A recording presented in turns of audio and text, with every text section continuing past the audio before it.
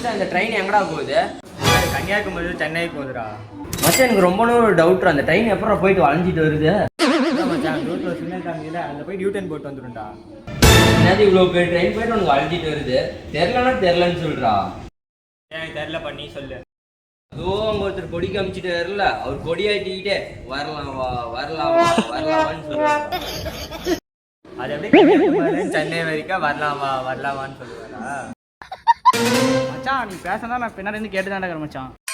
10 வருஷமா ரயில்வே ஸ்டேஷன்ல வேலை செய்யற இது கூட எனக்கு தெரியாது. என்ன சொல்றான் பாருங்க, கம்பி கட்டுற கதையெல்லாம் எடுத்து போடுறாங்க. போறதுக்கு ஒரு இன்ஜின் இருக்குதா, வரத்துக்கு ஒரு இன்ஜின் இருக்குதா? டியூட்டிக்கு டைம் ஆகுதுடா, நான் கிளம்புறேன்டா. ஆடுறாமாப்பில அவன் எங்க கூட ஸ்கூல்ல படிச்சான்டா. அவன் ரயில்வே எக்ஸாம் எழுதிப்பான் போல, பாஸ் பண்ணிட்டான்.